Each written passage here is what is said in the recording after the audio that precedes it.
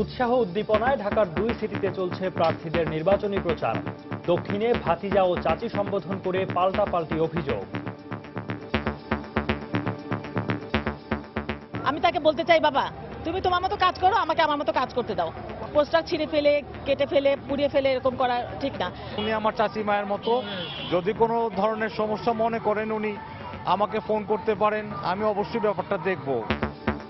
চট্টগ্রামে 2 heavy weight mayor প্রার্থী জয়ের ব্যাপারে আশাবাদী।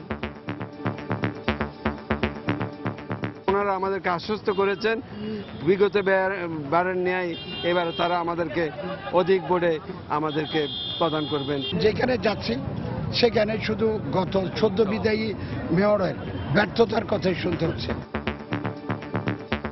দেখছিলেন প্রধান শিরোনাম। রাত 11টার সময় সঙ্গে আছি আমি ইশরাত জাহান এবং আমি সৌমিত্র শুভ্র। এবার অন্যান্য শীর্ষ সংবাদ। 16ই আগস্ট থেকে শুরু হচ্ছে এই বছরের হজ ফ্লাইট। ফিরতি ফ্লাইট 27 সেপ্টেম্বর থেকে।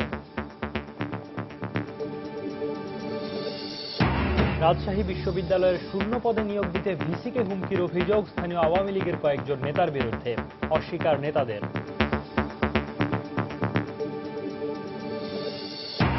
রাজধানীর মালিবাগে দেবে যাওয়া টিনের বাড়ির মালিক যুবলীগ নেতাকে খুঁজছে প্রশাসন।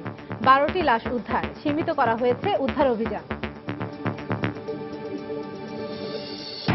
এবং কাল প্রথম ওয়ানডেতে মাঠে নামবে বাংলাদেশ পাকিস্তান।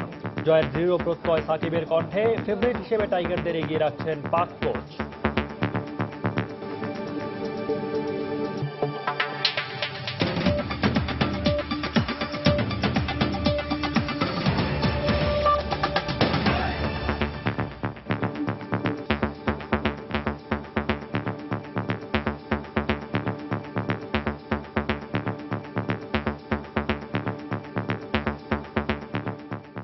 শুরুতে সিটি নির্বাচনের খবর।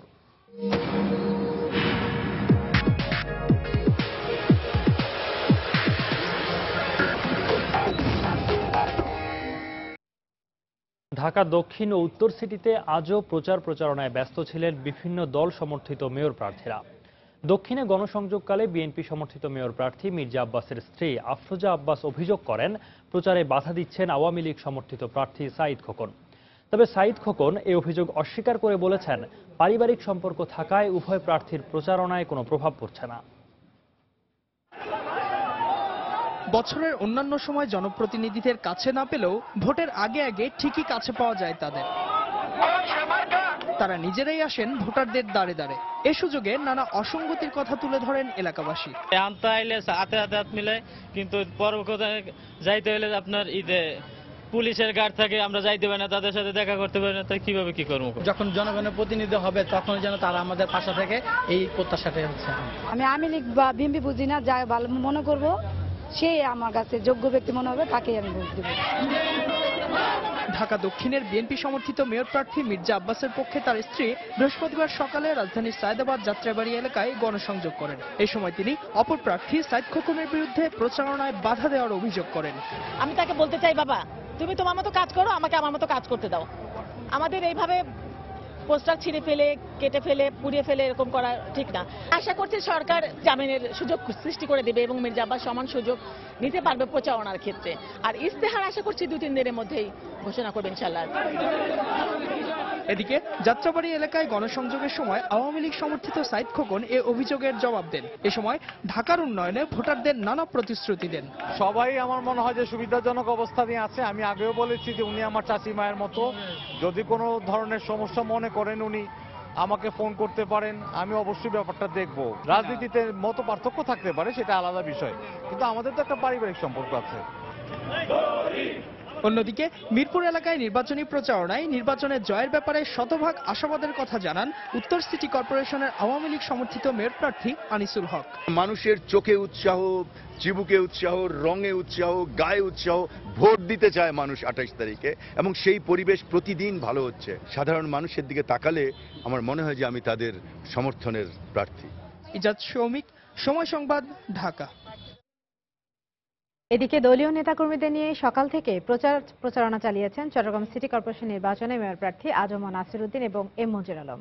সকাল 10টায় নগরীর মিসকিন শাহ মাজার জিয়ারত করে নির্বাচনী প্রচারণা শুরু করেন আওয়ামী লীগ সমর্থিত প্রার্থী আজম নাসিরউদ্দিন। দলীয় নেতাকর্মীদের সাথে নিয়ে চকবাজার, পাঁচলাই সহ বিভিন্ন এলাকায় গণসংযোগ করেন তিনি। অন্যদিকে সকালে 10:30টায় দেওয়ানহাট এলাকায় প্রচারণা চালান বিএনপি সমর্থিত মেয়র প্রার্থী এম মঞ্জুর আলম। এরপর উত্তর পাঠানটুলি এবং আশপাশের এলাকায় ভোটারদের দ্বারে দ্বারে গিয়ে ভোট চান তিনি।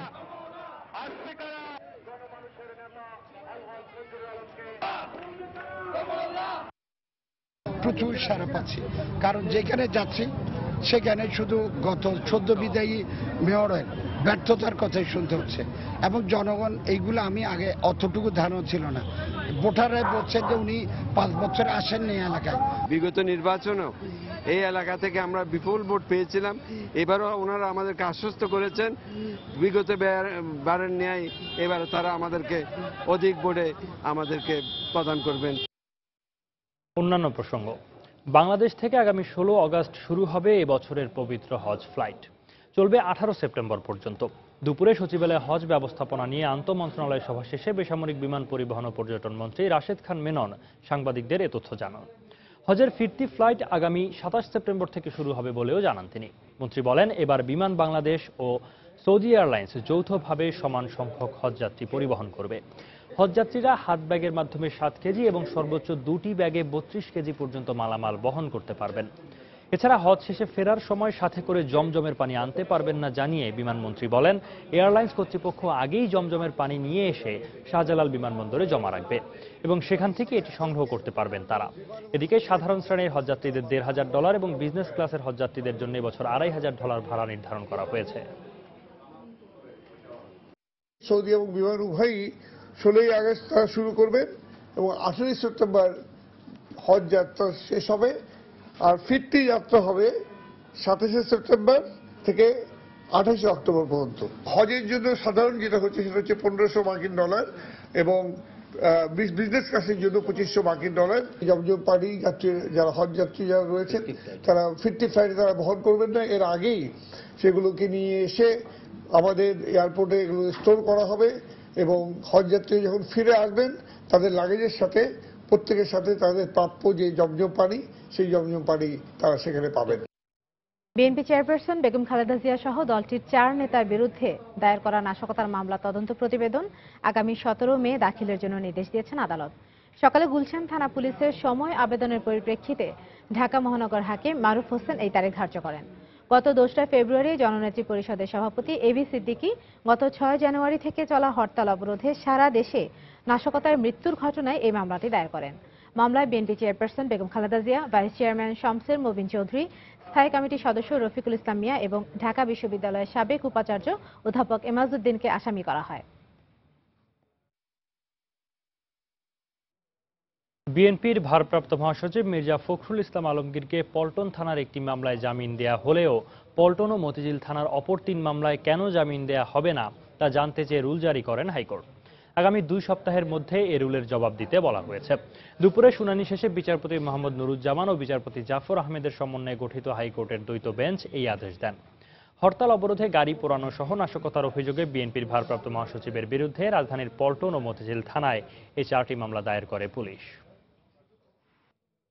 এই আসামির বিরুদ্ধে উনি ওই প্রশাসনে পরিচালনা করেছেন বা ওই ঘটনার সময় উনি উপস্থিত ছিলেন এমন কোনো কিছু উল্লেখ নাই। কোর্ট বিবেচনা করে আমাদেরকে বেল দিয়েছেন, একটি মামলায় বেল দিয়েছেন, পল্টন মামলা নাম্বার 3। এদিকে দুর্নীতির মামলায় হাইকোর্টের সংশ্লিষ্ট বেঞ্চে আগাম জামিন আবেদন করেছেন ঢাকা দক্ষিণ সিটি কর্পোরেশনের বিএনপি সমর্থিত মেয়র প্রার্থী মির্জা আব্বাস। গত রোববার হাইকোর্টের একটি দ্বৈত বেঞ্চে এই আবেদন করলেও ওই বেঞ্চের এখতিয়ার না থাকায় আবেদনটি কার্যতালিকা থেকে বাদ দেওয়া হয়। দুপুরে আব্বাসের আইনজীবীরা দুর্নীতি মামলা সংশ্লিষ্ট বেঞ্চে এই আবেদনটি শুনানির জন্য উত্থাপন করেন। পরে আগামী মঙ্গলবার এই বিষয়ে শুনানির দিন ধার্য করেন আদালত। তার আইনজীবীর দাবি, মির্জা আব্বাসের বিরুদ্ধে 3টি মামলা এখন বিচারাধীন থাকায় তাকে কোনো ধরনের হয়রানি বা গ্রেপ্তার করা যাবে না।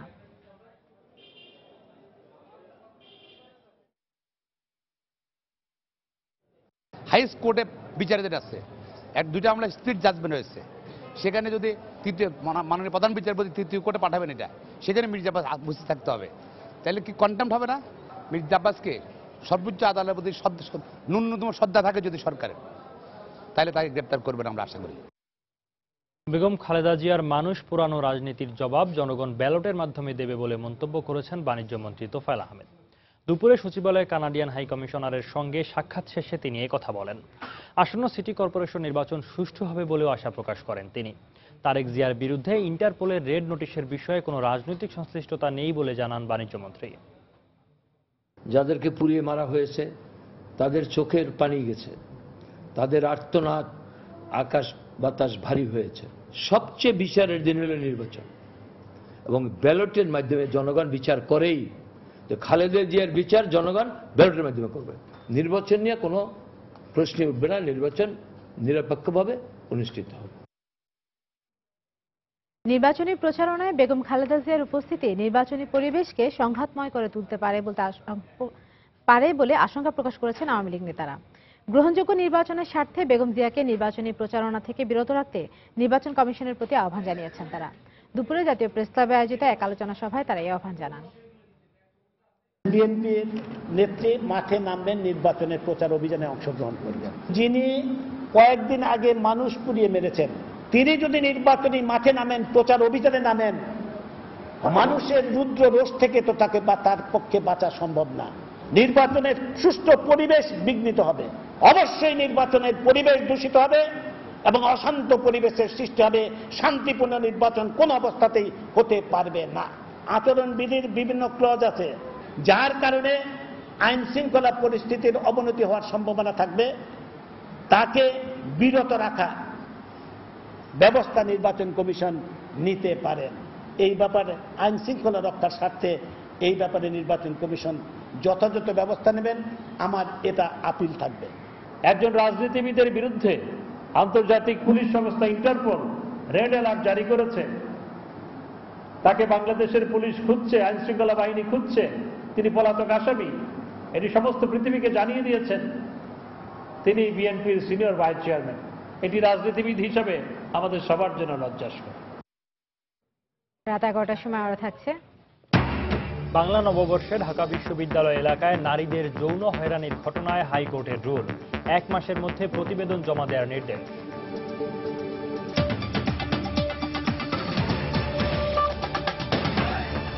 বাংলাদেশে বিনিয়োগের অনুকূল পরিবেশ কাজে লাগাতে বাংলাদেশে স্পেনের বিনিয়োগ আরও বাড়ানোর আহ্বান জানিয়েছেন প্রধানমন্ত্রী শেখ হাসিনা। সকালে প্রধানমন্ত্রীর কার্যালয়ে ঢাকায় নিযুক্ত স্পেনের বিদায়ী রাষ্ট্রদূত লুইস তেজেদা চাকন দেখা করতে গেলে প্রধানমন্ত্রী এ আহ্বান জানান। এ সময় রাষ্ট্রদূতের মাধ্যমে স্পেনের প্রধানমন্ত্রীকে শুভেচ্ছা পৌঁছে দেন শেখ হাসিনা। বাংলাদেশে দায়িত্ব পালনকালে সহযোগিতার জন্য প্রধানমন্ত্রীকে ধন্যবাদ জানান স্প্যানিশ রাষ্ট্রদূত। পরে পাকিস্তানের হাই কমিশনার সুজা আলমও দেখা করেন প্রধানমন্ত্রীর সঙ্গে। বাংলাদেশে পাকিস্তান ক্রিকেট দলকে আমন্ত্রণ জানানোয় প্রধানমন্ত্রীকে ধন্যবাদ জানান তিনি। পরে প্রধানমন্ত্রী গোপালগঞ্জ ও খুলনার 4টি আলাদা শিক্ষা প্রতিষ্ঠান ও হাসপাতালের কাজে ব্যবহারের জন্য 4টি গাড়ির চাবি হস্তান্তর করেন সংশ্লিষ্ট প্রতিষ্ঠানগুলোর কর্মকর্তাদের হাতে। আধিপত্য বিস্তারকে কেন্দ্র করে হাজী দানেশ বিজ্ঞান ও প্রযুক্তি বিশ্ববিদ্যালয়ে ছাত্রলীগের দুপক্ষের সংঘর্ষে 2 জন নিহত হয়েছেন, আহত হয়েছেন কমপক্ষে 10 জন। রাত 9:30টার দিকে এই সংঘর্ষের ঘটনা ঘটে। পুলিশ জানায়, বিশ্ববিদ্যালয় ক্যাম্পাসে রাতে বর্ষবরণের অনুষ্ঠান চলছিল। এ সময় বিশ্ববিদ্যালয়ের শাখা ছাত্রলীগের সভাপতি ইশতেখার আহমেদের সঙ্গে ছাত্রলীগ নেতা নয়নের তর্ক হয়। খবর পেয়ে ইশতেখার সমর্থকরা নয়নের ওপর হামলা চালায়। পরে নয়ন সমর্থকরাও হামলা চালালে 2 পক্ষের সংঘর্ষ বেঁধে যায়। এতে ঘটনাস্থলে নিহত হন ছাত্রলীগ কর্মী মিল্টন হায়দার। পরে আহত 11 জনকে হাসপাতালে নেওয়া হলে মারা যান জাকারিয়া নামে আরও একজন।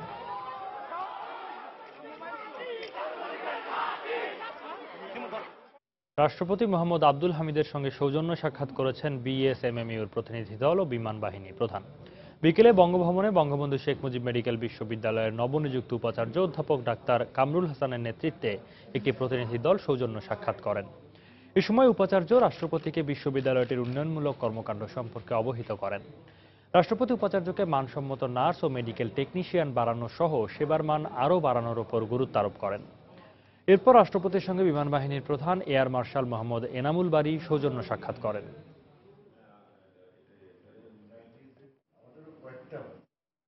বাংলা বর্ষবরণের দিন ঢাকা বিশ্ববিদ্যালয় এলাকায় কয়েকজন নারীকে যৌন হয়রানির ঘটনায় কেন শাস্তিমূলক ব্যবস্থা নেওয়া হবে না তা জানতে চেয়ে রুল জারি করেছেন হাইকোর্ট।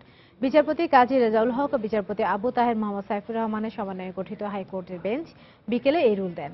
স্বরাষ্ট্র সচিব, পুলিশের মহাপরিদর্শক, ঢাকা মহানগর পুলিশের কমিশনার ও রমনা বিভাগের উপকমিশনার, শাহবাগ থানার ভারপ্রাপ্ত কর্মকর্তা এবং ঢাকা বিশ্ববিদ্যালয়ের উপাচার্যকে 17 মের মধ্যে রুলের জবাব দিতে বলা হয়েছে। এছাড়া এই ঘটনায় শাহবাগ থানায় একটি মামলা করেছে পুলিশ। ঘটনার পর থেকে প্রতিবাদ কর্মসূচি পালন করে আসছে বিভিন্ন সামাজিক, সাংস্কৃতিক ও ছাত্র সংগঠন। এছাড়াও বিভিন্ন সংবাদপত্রে গত 2 দিন ধরে এই ঘটনা নিয়ে প্রতিবেদন প্রকাশ হয়। পরে এইসব প্রতিবেদন আদালতের নজরে এনে 2 জন আইনজীবী আবেদন করলে আদালত এই রুল জারি করেন। রাজশাহী বিশ্ববিদ্যালয়ে বিভিন্ন শূন্য পদে দলীয় নেতাকর্মীদের নিয়োগের জন্য উপাচার্যকে হুমকি ধামকি দেওয়ার অভিযোগ উঠেছে মহানগর আওয়ামী লীগের নেতাকর্মীদের বিরুদ্ধে। তবে বিষয়টি অস্বীকার করেছেন সংগঠনটির নেতারা।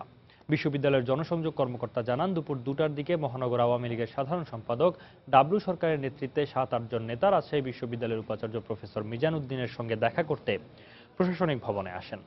এ সময় তারা শূন্য পদে দ্রুত দলীয় নেতাকর্মীদের নিয়োগের দাবি জানান। এ নিয়ে উপাচার্য সহ সেখানে থাকা কয়েকজন শিক্ষকের সঙ্গে আওয়ামী লীগ নেতাদের বাকবিতণ্ডা হয়। মহানগর আওয়ামী লীগ নেতারা অশোভন আচরণ করেছেন বলে অভিযোগ করেন কর্তৃপক্ষ। তবে বিষয়টি অস্বীকার করেছেন মহানগর আওয়ামী লীগের সাধারণ সম্পাদক।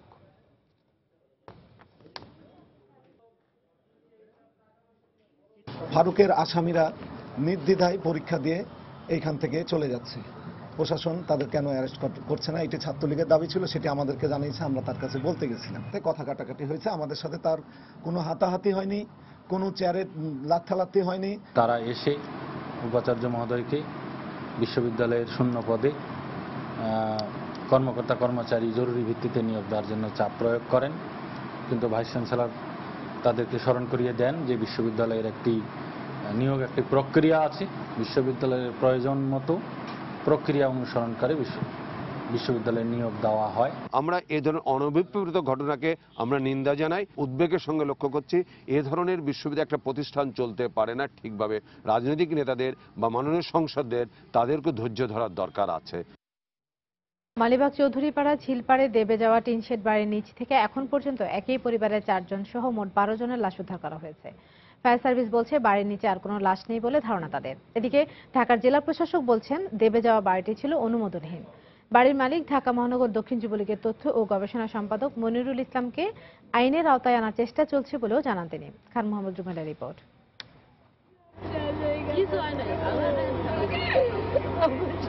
বাড়ির মালিকের চরম দায়িত্বহীনতা আর নগদ টাকার লোভের কারণে চিরতরে হারিয়ে গেল 12টি তাজা প্রাণ। অথচ নিম্ন আয়ের এই মানুষগুলো সবুজে মরানো গ্রামের পরশ ছেড়ে ইটকাঠের এই শহরে এসেছিলেন দিন বদলের আশায়। দিন বদলের সেই স্বপ্নকে ছোঁয়ার আকাঙ্ক্ষায় ঝুঁকি নিয়েই বসবাস করতেন ডোবার উপর বানানো টিনশেড দোতলা বাড়িতে, যেটির নেই কোনো নকশা, নেই মজবুত কাঠামো, নেই সুস্থ জীবনযাপনের ন্যূনতম নিরাপত্তা। তখন দেখলাম নিচে গুনে সবেন পানি বলো খায় না, এরম উতলেই উঠছে। ওই উতলানের সরে সাথে সাথে আমি আড়াটা ধরছি, আড়াটা ধরে আমার পোলা লই এরম রয়েছি, হাতে নিয়ে আবার কাটতে ছিঁড়ে আনি বৃহস্পতিবার সকালে দেখা যায় টিনশেড বাড়ির উপরের কাঠামো সরিয়ে ফেলেছে ফায়ার সার্ভিস কর্মীরা। এরপর নিচে চলছে তল্লাশি। সংস্থাটির এক কর্মকর্তা জানান, বাড়িটি দেবে যাওয়ার পর টিন, কাঠ, রড ও অন্যান্য আসবাবের কারণে উদ্ধার কাজ চালাতে বেশ বেগ পেতে হয়েছে তাদের। এখন পর্যন্ত কিন্তু কোনো ক্লেম বা কোনো মিসিং ইনফরমেশন আমাদের কাছে নাই, অথেন্টিক সেরকম ইনফরমেশন নাই। আই রিকোয়েস্ট ইউ, যদি এরকম থাকে আমাদের কাছে নিয়ে আসেন, তাহলে হয়তো আমরা আরো ইম্পর্টেন্স দিতে পারবো। এদিকে ঢাকার জেলা প্রশাসক তদন্ত সাপেক্ষে দোষীদের শাস্তি নিশ্চিত করার আশ্বাস দিয়ে বলছেন বাড়িটি ছিল অনুমোদনহীন। এর মালিক মনিরুল ইসলামকে গ্রেপ্তারে পুলিশকে নির্দেশনা দেওয়া হয়েছে বলেও জানান তিনি। আমাদের কাছে যে সকল তথ্য আছে সেটা হচ্ছে যে এখানে ব্যক্তি মালিকানাধীন জমিও আছে, সরকারি জমি আছে কিনা সেটি আমরা দেখছি। আমাদের যারা কর্মকর্তা কর্মচারী তাদেরকে আমরা এখন ম্যাপ সংগ্রহের জন্য আমরা পাঠিয়েছি, এই কাজটি চলছে। তবে এটুকু বলতে পারি, এই তদন্ত রিপোর্ট পাওয়ার পরে অবশ্যই দায়ীদের বিরুদ্ধে আমরা ব্যবস্থা নেব। এইটার সাথে দায়ী কারা এবং ভবিষ্যতে এই জাতীয় দুর্যোগ থেকে আমরা কিভাবে রক্ষা পেতে পারি, তো এই জাতীয় কয়েকটি টার্মস অফ রেফারেন্স দিয়েই কিন্তু এই কাজটি আমরা শুরু করছি। রাজধানী জুড়ে থাকা এরকম অসংখ্য অনুমোদনহীন ও ঝুঁকিপূর্ণ স্থাপনার বিরুদ্ধে শীঘ্রই অভিযান চালানো হবে বলেও জানান জেলা প্রশাসক। খান মোহাম্মদ রুমেল, সময় সংবাদ, ঢাকা। আবারও সিটি কর্পোরেশন নির্বাচনের খবর। আদর্শ ও বাসযোগ্য ঢাকা গড়ার প্রতিশ্রুতি দিয়ে 12 দফা ইশতেহার ঘোষণা করেছেন ঢাকা উত্তরের বিএনপি সমর্থিত মেয়র প্রার্থী তাবিথ আউয়াল। এছাড়া জাতীয় পার্টি সমর্থিত ঢাকা দক্ষিণের মেয়র প্রার্থী সাইফুদ্দিন আহমেদ মিলন এবং উত্তরে বিকল্পধারা সমর্থিত প্রার্থী মাহিবী চৌধুরী নিজ নিজ নির্বাচনী ইশতেহার ঘোষণা করেছেন। 2 সপ্তাহেরও কম সময়ের মধ্যে অনুষ্ঠিত হতে যাচ্ছে ঢাকার 2 সিটি কর্পোরেশনের নির্বাচনকে সামনে রেখে ইশতেহার ঘোষণা করেছেন প্রার্থীরা। সকালে আদর্শ ঢাকা গড়ার প্রতিশ্রুতি দিয়ে 12 দফা ইশতেহার ঘোষণা করেন ঢাকা উত্তরের মেয়র প্রার্থী তাবিত আওয়াল। রাজধানীর তেজগাঁওয়ে এক সংবাদ সম্মেলনে এই ইশতেহার ঘোষণা করেন তিনি। উত্তর সিটি কর্পোরেশনকে রাজধানীর একটা অংশ হিসাবে আন্তর্জাতিক মানের আদর্শ ঢাকা হিসাবে একটা পরিচিতি দিতে, ভালো পানি এবং পানি যেন সব জায়গায় পাওয়া যায় সেটাও আমরা ব্যবস্থা করব। অন্যদিকে যানজট মুক্ত তিলোত্তমা ঢাকা গড়তে চাই এমন স্লোগান তুলে ধরে 18 দফা ইশতেহার ঘোষণা করেছেন জাতীয় পার্টি সমর্থিত ঢাকা উত্তরের মেয়র প্রার্থী সাইফুদ্দিন আহমেদ মিলন। দুপুরে রাজধানীর বিজয়নগরে এই ইশতেহার ঘোষণা করেন তিনি। ঢাকাবাসীর জন্য নিরবিচ্ছিন্ন গ্যাস, বিদ্যুৎ ও পানির সরবরাহ নিশ্চিত করা, পরিচ্ছন্ন ঢাকা উপহার দেওয়া হবে আমাদের অন্যতম প্রধান লক্ষ্য। এছাড়াও রাজধানীর গুলশান 2-এর একটি হোটেলে উত্তর সিটির মেয়র প্রার্থী মাহিবী চৌধুরী প্রথম 100 দিনের কর্মপরিকল্পনা সহ ঢাকাকে চলমান, নিরাপদ আর আলোকিত করার প্রত্যয়ে নির্বাচনী ইশতেহার ঘোষণা করেছেন। প্রজন্ম ভাবনা থেকে প্রজন্ম স্বপ্ন এবং সেই প্রজন্ম স্বপ্ন থেকে একটি প্রজন্ম শহর বিনির্মাণের জন্য আমরা আমাদের সামগ্রিক কর্মসূচিকে 3টি শ্রেণীতে ভাগ করেছি। নগরপিতা নির্বাচিত হলে ঢাকাকে নতুন করে সাজানোর পরিকল্পনার কথা উঠে আসে প্রত্যেক প্রার্থীর ইশতেহারে। এই ধরনের যে সকল শাফিন জাহিদ, সময় সংবাদ, ঢাকা। ঢাকা বিশ্ববিদ্যালয়ের শিক্ষক, কর্মকর্তা ও কর্মচারীদের সঙ্গে মতবিনিময় সভা করেছেন ঢাকা দক্ষিণ সিটি কর্পোরেশনে আওয়ামী লীগ সমর্থিত মেয়র প্রার্থী সাইদ খোকন। বিকেলে ঢাকা বিশ্ববিদ্যালয়ের ছাত্র শিক্ষক মিলনায়তনে এই সভা হয়। এতে বিশ্ববিদ্যালয়ের উপাচার্য আরেফিন সিদ্দিক, আওয়ামী লীগের উপদেষ্টা মণ্ডলীর সদস্য সুরঞ্জিত সেনগুপ্ত ও দক্ষিণের নির্বাচনী পরিচালনা কমিটির সমন্বয়ক ডক্টর আব্দুর রাজ্জাক সহ দলের কেন্দ্রীয় নেতারা উপস্থিত ছিলেন। এ সময় বক্তারা মুক্তিযুদ্ধের সপক্ষে শক্তির প্রার্থী হিসেবে সাইদ খোকনকে মেয়র পদে নির্বাচিত করার আহ্বান জানান।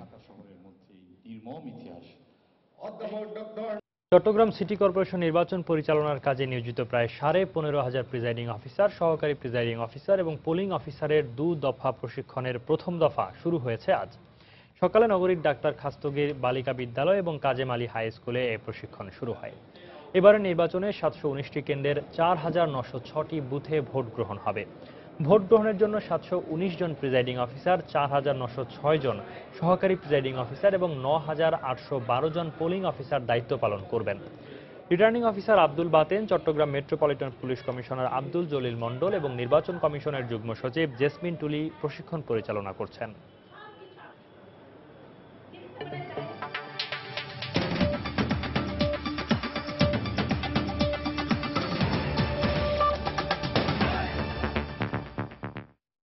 সামরিক আদালতের দেয়া 6 জঙ্গির মৃত্যুদণ্ডের রায় কার্যকর স্থগিত রাখার নির্দেশ দিয়েছেন পাকিস্তানের সুপ্রিম কোর্ট।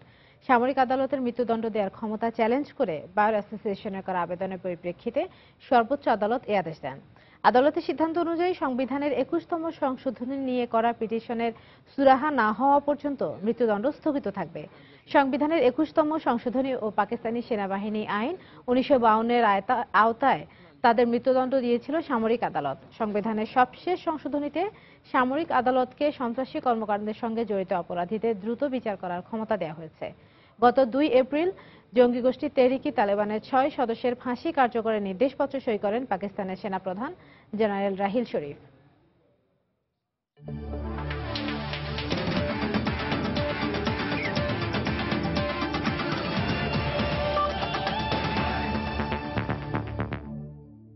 বাংলাদেশ ও পাকিস্তানের ওয়ানডে সিরিজ প্রসঙ্গ। 3 ম্যাচ সিরিজের প্রথম ওয়ানডেতে স্বাগতিক বাংলাদেশের মুখোমুখি হতে যাচ্ছে সফররত পাকিস্তান। প্রতিপক্ষের সার্বিক অবস্থা বিবেচনায় পাকিস্তানের বিপক্ষে বাংলাদেশকেই ফেভারিট হিসেবে এগিয়ে রেখেছেন সাকিব আল হাসান। সেই সাথে সিরিজ জয়ে দৃঢ় প্রত্যয় ব্যক্ত করলেন তিনি। অন্যদিকে টাইগারদের ফেভারিট মেনে ভালো খেলার প্রত্যয় পাকিস্তানের। মিরপুরে 2 দলের ম্যাচ শুরু হবে শুক্রবার দুপুর 2:30টায়। মণিমুক্তা কিংবা খনিজের সম্পদ খোঁজার উদ্দেশ্যে নয়, মিরপুরের উইকেটের গতিবিধি কেমন হতে পারে পিচ কিউরেটর গামিনীর সাথে প্রায় 15 মিনিট ওই গবেষণায় করলেন টাইগার কোচ হাতুরু সিংয়ে। কারণ স্বাগতিক হওয়ায় উইকেট থেকে যথার্থ সুবিধা আদায় করতে পারলেই তো 99 বিশ্বকাপের পর পাকিস্তানের বিপক্ষে জয় নামক অমাবস্যার চারটাকে ছুঁতে পারবে বাংলাদেশ। শুক্রবার মিরপুরের ক্রিকেট আকাশে নাকি সেই চাঁদ উঠবে। বিশ্বাস বাংলাদেশের ক্রিকেট যোদ্ধাদের, কারণ তারাও যে তীর্থের কাকের মতোই চেয়ে আছে স্বপ্নীল জয়টার জন্য। তাই প্রতিপক্ষকে আগাম হুঙ্কার টাইগারদের। 16 বছর না কত বছরে হয় নাই, তার মানে কি কখনো হবে না? তা আমরা মনে করি আমরা ফেভারিট, আমরা মনে করি আমাদের টিম আছে পাকিস্তানকে বিট করার এবং আমাদের সিরিজ জেতার। কিন্তু মিরপুরের এই মাঠেই 2012 ও 14 এশিয়া কাপের আরাধ্য জয়টার খুব কাছে গিয়েও ফসকে গেছে। এবার সেই কষ্টগুলো ভুলে 16 আনা শোধ নেওয়ার মোক্ষম সুযোগ বলছেন ভারপ্রাপ্ত অধিনায়ক। আমরা আমাদের বেস্ট অবশ্যই দিব, এটা আমরা সবাই প্রমিস করতে পারি। আমি জানি সবার ভেতরে ওই আগ্রহটা আছে এবং এটা আমাদের বেস্ট চান্স এখন পর্যন্ত পাকিস্তানের সাথে ভালো করার। অন্যদিকে অভিজ্ঞ খেলোয়াড় ছাঁটাই, ইনজুরির সমস্যা আর বিসিবি একাদশের কাছে লজ্জাজনক হারে ছন্নছাড়া দলীয় পারফরমেন্সে বাঘের মুখে পড়ে ভয় আঁকড়ে ধরেছে পাকিস্তানকে। তাই তারুণ্য নির্ভর দল নিয়ে জয়ের কথা তো দূরে থাক, লড়াইয়ের প্রত্যয় সাবেক বিশ্ব চ্যাম্পিয়নদের। বিশ্বকাপে বাংলাদেশ দারুণ পারফরমেন্স করেছে, যার কারণে তারা খুবই আত্মবিশ্বাসী। হ্যাঁ, এই সিরিজে টাইগাররাই ফেভারিট, তবে আমাদের খেলোয়াড়দেরও ভালো খেলার সামর্থ্য আছে।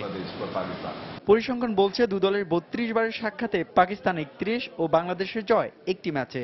ব্যাকফুটে থেকে সিরিজ শুরু করতে যাচ্ছে পাকিস্তান। অন্যদিকে উজ্জীবিত মাশরাফি, সাকিব, তামিম, মুশফিকরা আহত বাঘের মতো হয়ে আছে 16 বছর হলো একটি জয়ের তৃষ্ণা মেটাতে। কারণ এবার সেই স্বপ্নের জয়টা ধরা দিলে পাকিস্তান বাংলাদেশের বিপক্ষে অপরাজয়ে থাকার যে অহমিকাবোধ তা হয়তো মিশে যাবে এই মিরপুরের মাটিতে। হুমায়ুন কবির, সময় সংবাদ, ঢাকা। রাত 11টার সময় এই পর্যায়ে শীর্ষ সংবাদ জানিয়ে দিচ্ছি আরেকবার। উৎসাহ উদ্দীপনায় চলছে প্রার্থীদের নির্বাচনী প্রচার, পাল্টাপাল্টি নানা অভিযোগ।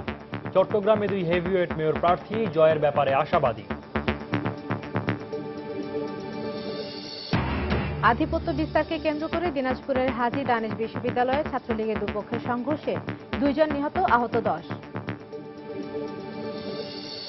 রাজশাহী বিশ্ববিদ্যালয়ের শূন্য পদে নিয়োগ দিতে ভিসিকে হুমকির অভিযোগ স্থানীয় আওয়ামী লীগের কয়েকজন নেতার বিরুদ্ধে, অস্বীকার নেতাদের।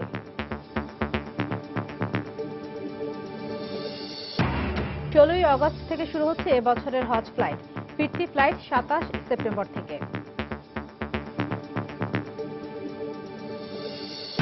এবং কাল প্রথম ওয়ানডেতে মাঠে নামবে বাংলাদেশ পাকিস্তান। জয়ের দৃঢ় প্রত্যয় সাকিবের কণ্ঠে, ফেভারিট হিসেবে টাইগারদের এগিয়ে রাখছেন পাক কোচ।